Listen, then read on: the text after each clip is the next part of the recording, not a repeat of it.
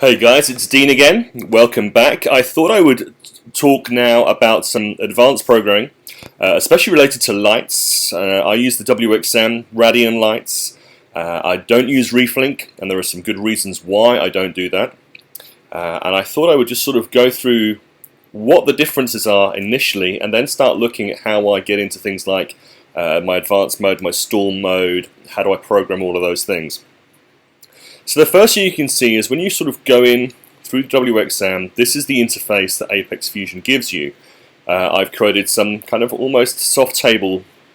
I've got the various times, the various percentages. It lets me know that I have a daily storm with a bit of lightning, which I only run for a couple of moments. And I've had to physically lock those in at specific times. Changing each one of these settings, you can see how the color renditions will change throughout the course of the day. And this is how I run my schedule. If I click up on the left here, you see the advanced mode here, and you can see first of all this TD data. That is the programming code that pretty little graph gives you, and it does actually mean something. And then I have some advanced programming. So what I say is, after those things, why don't we then run some other kind of things? So for example, I want to have a lunar cycle in there. Maybe it's a night storm. Maybe I want to have a manual override so I can physically turn the lights on, or turn something on like a night switch to get those things working. And those things are all set up in what's called the advanced mode beyond these graphs. Now, a little note about TD data. It does mean something, okay? If I come back into, I had to try and work it out originally. So for example, these numbers, if you look at them, there's the time on and then the next time on. The first two zeros I can't figure out what they mean. I think they're just blank zeros. After that it comes up with the intensity, then it comes up with the RGB values, and then it ends up with 4 zeros at the end. After the time, those next two zeros, it actually worked out they did mean something. They meant weather off, lightning on, clouds only, or clouds and lightning. So basically, if you start to look through the actual TD data, not that you'll probably ever do this, you can see here that at 5 o'clock, 2, 5:50, 3, 5 o'clock, 2, and so I was able to work out, right, so these do actually mean something. There is some kind of level of coding that enables me to do that. Now, why did I even bother? Because I want to sit down and actually work out various functions to be able to switch these things on and off. But it doesn't let me. These things are physical, manual presets that you can do. There's weather on, lightning on, colors off. Now if I change over to the Eco Smart mode and I look into the Eco section, straight away they've got things like override timers, acclimate timers, lunar phases, traveling sunrise across a whole range of different things. I have none of those on WXM. You have those in Reef and you don't. Similarly, I can flick over and I can see the color schedules. So here's the overall intensity, and these are the actual each of the little clusters of light bulbs that show me where the colors are, and be able to sit there and work out the code programming, how I zoom in, zoom out over what traveling period that I have running over the system. Now, to actually get your head around this whole lighting thing was a bit of a tricky issue for me. I wanted to do two things. I wanted to have an acclimate mode, and I spoke to various people about acclimation. The only way we could figure out acclimation was to set some kind of like time, and to set some kind of like, to sort of say, create all these different profiles, have one for an acclimate mode, then over 4 weeks, and then ramps on and ramps off, and almost try and create a load of these virtual outlets to try and almost create these, different situations at different times to change the colors over a few weeks. It was a complete and utter nightmare. I never managed to resolve it, but that was me attempting to try and get to the acclimate mode. I also tried a seasonal mode.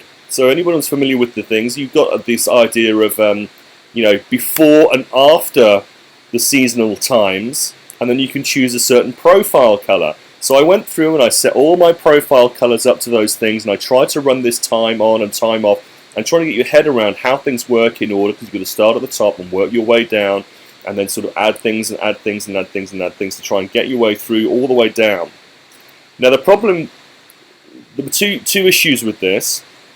Yes, I managed to get things on where I had various overcast, stormy things. They happened in terms of a seasonal variant. But the problem is the actual colour between this point and this point was a snap. I.e., there was no graduation where the red would nicely go down and then the green would come up. It would be on or off. So at a certain time, it physically switches from this colour to this colour to this colour. And I didn't like it. That's not natural. It actually was really frustrating. And so what I found was that the seasonal variations I couldn't program in within the actual radian at all. Although there is code here, and I'm happy to share that code if anyone's interested, but the colour snaps just made it totally and utterly useless. So then I had to sort of come back to the traditional situation of TD data and then work out some different advanced modes to say, well look, do all of that, unless we're in this time scale, unless you're in this time scale, then do these things accordingly, and basically work those through some virtual outlets. So the first thing in terms of this was to actually work out what those color profiles were. Now if you go to the Apex Fusion, you'll see here there is different color renditions. Okay, 5K, 7K, 20K, etc. However, you go into the Radian and you try here and look at the various settings at this section here, and you look at what they call as a 20K or a 14K or whatever else, they are completely and utterly different.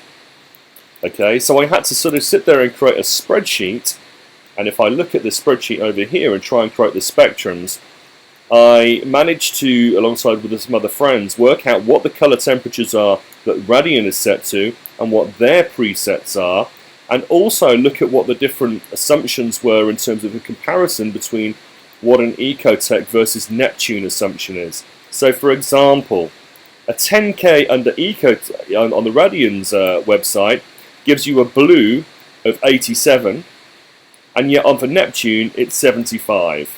Now go figure. These are completely different colours. So Ecotech is saying 100 of white, green, and red, which they're both in agreement of, but the values of the reds, of the blues and the UVs are completely different, and they're both calling that 10K.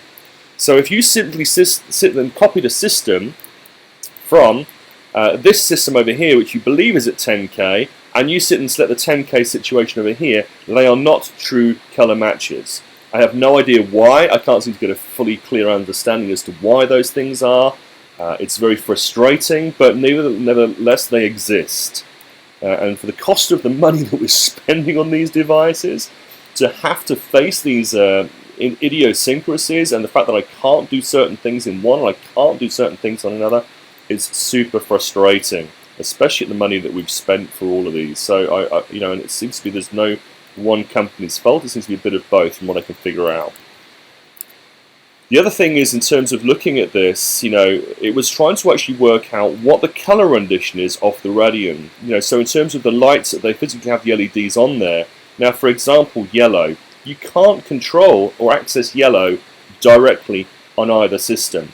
So if you're simply looking at what the spectrum is of a color rendition, you're trying to match that against some actual system in terms of what you think a light should be, in terms of looking at the various colors of photosynthetic colors that you'd want to sort of pull out into and out of. You have to use what the Radian system has done in terms of it figures it out, well, UV is a little bit of indigo and a little bit of ultraviolet, or orange is a little bit of red and a little bit of yellow. You can't control certain lights directly. So there's the other situation you have to figure out. And I think this is where it comes back to the difference between, to get a true colour, what they're saying. I think there's a difference between what somebody is saying is a true 10K pyrometer and what somebody else is saying is they've just come out with different variants. And I think this is part of the reasoning why. Now for me, it's important to try and get towards those blue spectrums and the red spectrums. People talk about having T5s to complement it. This is the reason why. There are certain colours that you simply cannot reach. You cannot go deeper than 405. Even though on a par graph, for example, they may well go deeper or higher in some of these colours, you simply can't reach the way that our system is within the Radians. It's the limitations of what the LEDs were when they were available to market. It's not a problem. It just means you've got to be a little bit clever in terms of how you program this stuff in. So, working with a few guys I know have run amazing SBS tanks, looking at some amazing colour renditions, what I did is I got them to send me their graphs, their exported data, their exported schedules. I was able to sit there and look at these things and compare them against what I was trying to get to. So if I look at my various tests, I was able to see some of the schedules of what they are running in, this sort of table graphs, and how they're pulling and what they're doing with mixing in. So, for example, some people are pulling up reds early in the morning, keeping the reds and greens down during the day, and then peaking them up in the evening. This gives a nice warm colour in the morning and evening, and it keeps the reds down to pull algae growth down during the course of the day. Other people, they wanted to kind of increase the overall intensity for a period of time, and they were doing it by pulling down the actual overall intensity at certain times. So it was peaking, there were certain playing up, as the colours were coming up, certain colours, they were pulling the intensity down. That's how they were finding the various balancings up. I found that, a lot of people were just keeping it much more of this table. The table seemed to be much greater. I wanted a much more gradual peak viewpoint in terms of pulling up the UVs. I wanted a sunset, hence why mine goes a little bit weird in the evening, and pull out some very nice UV, keeping the UV colours way into the evening, and bringing it much more gradual. When I've gone onto reefs, when I've sat on reefs, from my scuba diving experience, and looking at the intensity of a brightness in terms of a core period of time, I was aware of what that was doing. I wanted to create some kind of storm. I would have preferred a storm to happen randomly at a set day or a set week, and I simply couldn't do that on a daily basis. And also, I wanted to have evening viewing. And so I had to sort of play around with these systems to try and get to what I was trying to do. Now, I can't simply go into this system and export it and play around with it in Fusion. And so you have to manually set these things up in terms of numbers. So I had to create an Excel spreadsheet. I had to look at what mine was, the times on, what the RGB values were. I was looking at, say, for example, Coral Radiance, what they were saying was. I was looking at another guy who's got a great SBS tank, what his settings were. And I started to plot these things against the different numbers to work out where I thought I could move the reds or the greens around, what to keep the intensities were. And I sat down and worked these colours through, looking at what these actual suggestions of colours were, looking at what the system was saying they were versus what my friends were, and versus what the actual spectrums of the colours were, to try and get to a near as damn it accuracy of a schedule that I was happy of working with, that was both cosmetically and aesthetically pleasing to myself, as well as true to the colours that other people were doing and what the suggestions were. And so then those things were programmed in over a period of time. Now you can see here at 5 o'clock in the afternoon, I'm running a bit of a lightning and a bit of a storm mode here, which only runs on for a few minutes. I run clouds in the afternoon, so what I do is I pull up the intensities throughout the course of the day up to a peak point, but as soon as it gets to peak point, I'm running cloud cover, I'm running it halfway through there, I'm sitting there pulling up into a storm, and then I'm pulling it down again and keeping the UVs quite strong in the evening actually as we go down to give me that nice colour radiance, that nice pop of the colours for the evening, when I've got high UV colours, but trying to pull the intensities down. Now this is all great, you can figure this one stuff out for yourself, you can play around with the colours. These graphs and schedules are all available on the Neptune Apex support group on Facebook. I've made these things all available so you can sit there and look at what I'm doing, what other people are doing, get hold of these graphs and dig deep into this yourself and see if you can get something much better than I can, or customize it for yourself. But the reason why I chose Apex over ReefLink was because I wanted to be able to do this. I wanted to be able to sit there and look at what my powerhead was doing. I'm running MP40s, and I wanted to pull down the intensities at the same time. So for example, when my storm is happening, in the afternoon, I'm wanting it to go into sort of nutrient mode, i.e. the fast-paced display flush mode at that point. In the morning, I wanted to sort of bring up a nice sort of even during the night, more of a lagoon mode. Then I wanted to start moving into a reef crest mode, as if the waves were happening. And that starts gradually building up, and then start pulling it down. So during my storm period, I'm running an intense situation here in the afternoon. So across that 5 o'clock period, I'm running an intense wave, an intense display flush to try and mimic. You think about how a reef works. Twice a day, there are tides coming in, and they are damn intense. If you sort of look at if you ever sat on a reef and look at the waves crashing around. Now, to complement my MP 40s, I'm also using a couple of Jebel pumps. So I'm using what's called here, I've titled Crossflow and Backflow, and I had to sit there and manually program them time in. Now these are variables. If you look at the base variables, you'll see the setup. So when you plug them into the Ethernet, there's 2 variables per Ethernet. Ethernets work in pairs, so there's two Ethernet connections. You simply pull in your your Jebel connection box or cable, and then you're able to sit there and work out how to program the times. So I had worked it out that I would run pulse and intense times. When the actual MP40 was pushing it in one direction, I wanted to push the water around in a different direction. So obviously it was going from one side of the tank to the other side of the tank, across the tank, as well as around the back of the tank, and that's why I've got a crossflow and a backflow. And you can see here they're all on different intensities, but there's a time when they all crash together. So there's a period of time, again, between this 4 o'clock and this 6 o'clock where everything is crashing. It's creating an intense period of time where everything is smashing together and really turning the tank over in quite an aggressive manner at that point. It also coincides where the storm happens, when the lightning happens, which is pretty much what would happen on a reef. The colours would be, generally you find that quite an intense time of a reef. We can have bright lights and bright colours, and this is why I chose to try and get my flow to work in the same way.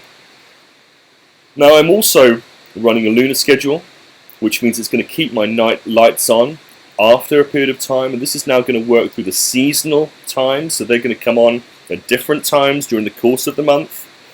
I also have a night storm here, okay, which again, day of the week, only on specific days of the week, and at certain times I want to be able to create a night storm, because let's be honest, lightning happens in the middle of the night, even on a reef, and then I wanted to sort of turn things up and get things a little bit crazy.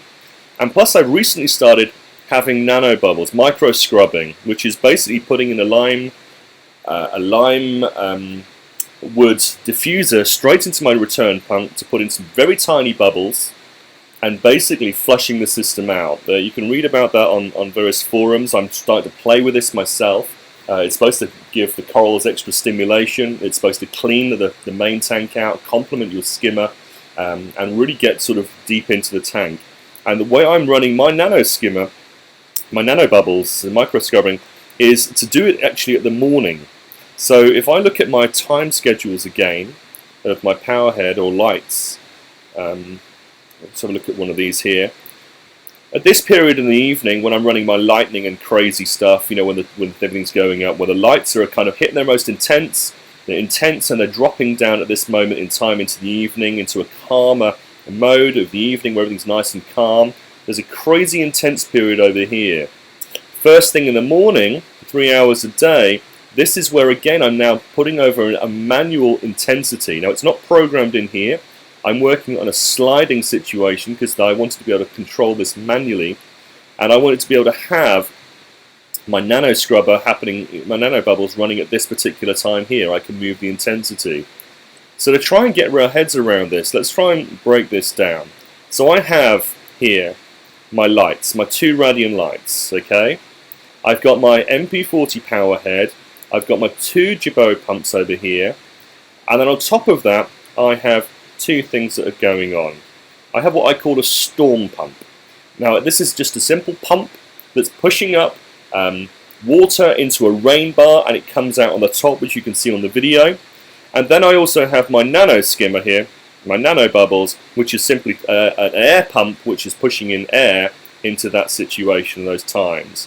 I'm running two things over here, night storm and lunar cycle. And these things are all working together to create the lighting and the flow that I wanted to happen. And at the same time as things that are going up, I've noticed that the water was dropping in my sump, so I had to pull the skimmer off at a certain time to allow the actual water level to stay continual in the sump, and also turn off the top up for those few minutes, because otherwise, as the water level was dropping, the top up was also dropping as well, obviously changing the salinity. And so at certain moments in time, you've got to be able to turn these things on or off. And so how you start to work through the programming sounds very complicated, but it's just taking your time into working these things through. So let's start to look at some of this code. Okay, you can see here the radian data. There's just the simple times on, times off, storms on. You can see here storm on, storm off at certain times. Okay. If lunar cycle is on, then moonlight. Moonlight is a profile, a very light, 1% of white, 1% of blue, just to create a moon that was in there. I have a night storm, profile lightning, go crazy. A light show, similarly, go crazy. That's for me to do a demo mode. When I push the light mode on, I want to be able to sit there and turn and make sure the light is overwritten, because it'll go this code unless this, unless this, unless this, unless this. If it goes to photo ready, change the color to highlight. Nice white daylight so I can see what I'm going on. If after dark, red light. If moon low, twilight. Okay. And obviously it hits a maximum time. If I've walked away from the thing and I've forgotten about something, I needed to set up a profile and say, well, just go back to sort of have the lights on at a very low level, just until I sort of get back and sort of need to change it back on, so they weren't running at full out craziness for a second. And so this kind of idea of being able to program the advanced codes in to go do this unless this, unless this, unless this follows through absolutely everything. You can see here I've done lots of different tests of the colours over the time. Same thing with the pumps. Run those pumps at a certain time unless photo ready is on, in which case turn the pump off, in which case storms is on, then go crazy, if night storm's on, then go crazy, and those things. And each of these virtual outlets will have a certain thing in there. So if I go to the same pump here, okay, and you'll see as I start to go through the various code, if I start to look at it on this system, it might be easier for you. Night storm. Well, night storm just says for 10 minutes, okay, on Sunday and Thursday, which is basically Saturday night, and Friday, well, Saturday night and Friday night, i.e. Sunday morning, Thursday morning. So a couple of times of the week, it comes on for 10 minutes in the middle of the night where it's all nice and dark. Moonlight may happen, moonlight may not be on, depending on the lunar cycle, but it's going to go crazy and throw a little storm around for 10 minutes. Lunar cycle, using the moon code here, okay, again, I've got it only working between the times when the lights would ordinarily be off. So my cycle runs between 10 o'clock in the morning and 12 o'clock at night. It goes on a very slow ramp up and a very slow ramp down. They're not using the intensities of the colours. The colours are there controlled within that table graph, as I said here before. Okay, so it's this table graph here. I pull it in very slightly, so this intensity here matches what other people are doing in intensity. I just want to have a little bit of colour, morning and evening, to try and get rid of that photo period. My tank's been running over a year. I've got SPS growing. I'm not getting much algae breaks or anything else, so I'm happy with I can get that to work for me. And so, outside of the time when the lights would have been on, what it's doing is it's defaulting to a lunar time. Okay. So you can run the lunar time. The lunar time will therefore work at any time. It could be from 3 o'clock in the morning till 12 o'clock at midday. But obviously at 10 o'clock in the morning it will switch over to the normal lights sequence. Okay, so now if it's the next day it starts at 4 o'clock and runs till 1 o'clock, it doesn't matter. So my light sequence times will always override. Hence why you're saying lunar cycle off at that time. If I'm going back into my lights here, you can see it from the advanced mode. If light cycle's on, then moonlight, but obviously light at 10 o'clock in the morning, Lunar Cycle will be switched off, in which case it will start to default to these colours again. The same thing happens with night storms. So the night storm, I said, the day of the week, for that 10 minutes, it will override the colours, and the very fact that it's over the actual, where the actual thing is working out. Excuse me. If the fact that night storm happens after lunar cycle, it's saying run these colours, unless the lunar cycle's on, then do this. However, if it's lunar cycle and it's now the night storm, it happens to be that day of the week, run that instead. So it's always running one thing after another, after another, after another. Unless I physically turn on a light show, and a light show is just literally a switch up here where I turn the light switch on, boom, and that's it, bang. It'll simply overwrite everything, it'll just move everything to daylight. If I need to sit there and I'm placing corals, or I'm sitting there and I need to actually see something in the tank, or removing some algae, or trying to find something, I need to turn the lights on into a colour that I can see, not just because it happens to be evening and it's blue. I need to have it on a daylight white so I can see. Light show, friends come around, I want to be able to do something here and turn things on. Photo ready, turn the pumps off. Moon glow, if I just want to sort of see what the moon colours are like, a nice sort of like UV colour to see the corals pop. The only of these is very infrequently, just if I need to demo something or I'm looking for something, or after dark is where I just have a red profile. And so what you'll see is in these profiles here, if I scroll down, I've got various intensities here.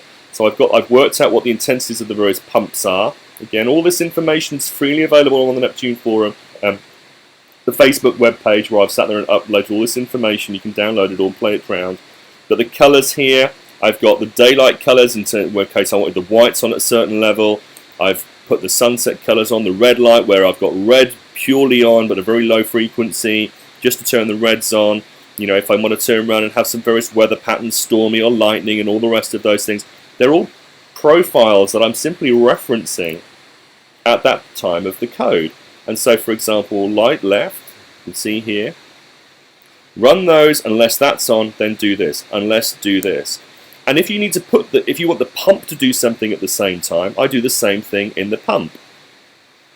So if we go back, and I go into the power head, okay, run that sequence, unless night storm is on, then do this. If light show is on, then do this. If display flush is on, then do this. Nano bubble, do this. Okay?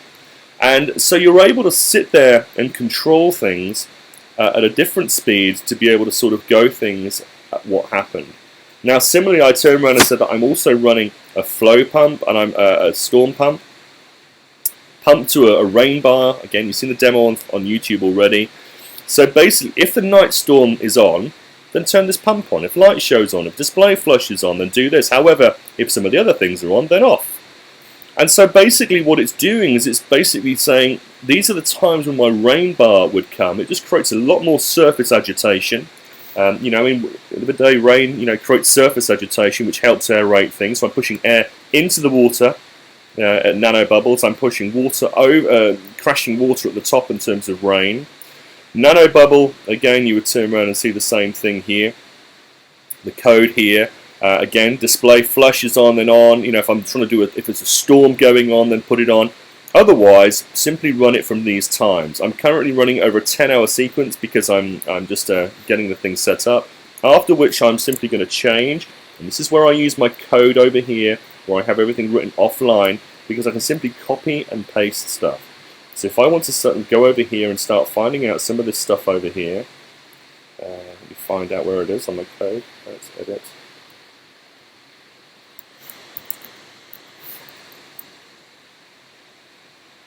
There we go. Ordinarily, I would run it to this time. I've coloured it in red because I know that I haven't yet there. And all I will simply do is I will simply copy and paste that in. When I'm ready to make that change, paste it in, job done. And there you go. So that's why I work offline and then copy and paste stuff in. So I'm always programming things in. I might have things in, I'm trialing stuff out in red or trialing stuff out in green, or saying this is what I need to do in a couple of weeks. And so this is kind of how the time works in. This is also how I have to do my acclimation. I had various tests where I'd sit there and on a week level I would change things around and simply just copy and paste that code in. I know it's a ball ache. Okay, I want to be able to push a button and say acclimate mode, or what are these things? It doesn't work within Fusion. Okay, and so you've got to make a decision here. You turn around and say, do you want all these acclimate modes over here and the colors and all that kind of stuff? In which case, work with ReefLink. If you want to be able to do what I've done, where you've got different light switches and different things on, where you're able to control certain colors and certain profiles, you want to be able to push a button and it does something, and at the same time it turns the skimmer back down, or it dials up the pump to go faster, or it turns on another pump and all the rest of it. And if you want that linked with your lighting and your pumps together, you simply cannot do that with ReefLink. You have to use the Apex WXM module. And like I said, it does come at some sacrifices. It does mean that you've got to be a little bit clever about how those storms are happening. There is no random storms. So in this situation, you've got probability. I don't have that. It's either on or off. And so physically, I have to sit and say, look, at that time, for that moment, put it on. For that moment, put it off. And so you've got to physically manually program stuff in here versus the actual ReefLink. And these are the things I say, but at least by doing it this way, I do get my nice color renditions, I do get my situations. Unfortunately, I don't get a variation on storms, they're either on or off, but I override. I don't mind that every afternoon, because it kind of always comes into sort of almost like a little bit of a stormy moment in the afternoon. But then what I do, like you said, is by using the night storm over here, I do have certain times which I'm only running on certain days of the week. And that's about as random as I could program it in. Unless you're using something like the Lunar Cycle, which again will sit there. The Lunar Cycle will work with your, your seasonal graph. And so at different times of the days and the weeks and the months of the year, it'll kind of pull in certain times. So hence why I'm saying is if you use one of these sunsets or moonrises, you access that code via the 00s or the 360s like I showed you before. Looking at the seasonal variants over here. Where are we here? There. 120 minutes before, 136 seconds after that morning, time. And all that's saying is, look at these numbers here. And 120 minutes before that, or 120 minutes after that, change that color. And obviously these numbers are changing on a daily basis, so it'll slightly get darker or brighter at certain times of day. And you can use this for pumps, you can use this for moonlights, you can use this for everything else. And like you said, if you've got Iridium, you don't need to physically create or buy the actual lunar module. You simply put in a virtual outlet for your lunar colors in here. You create a profile, which is a moonlight profile. So if I go in, so look at my moonlights here. There you go. Very low colors, right, with an overall intensity. And then you simply call that in through your programming, where you're able to turn around here and say, look, run Lunar Cycle. Lunar Cycle, so I've already shown you, is linked to that time sequence, as we're going into here.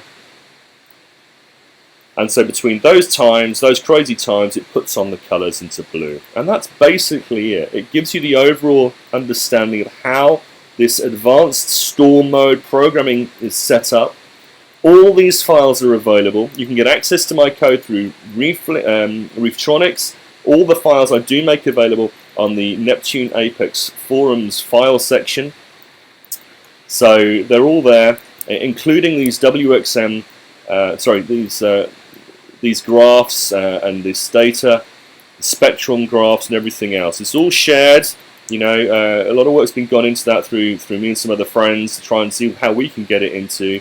We're not creating spawning corals just yet, but we're getting it as near as we can get it within the functionality of the Apex. And I hope you have really good fun. So I look forward to catching you up on the forum soon. Thanks, guys.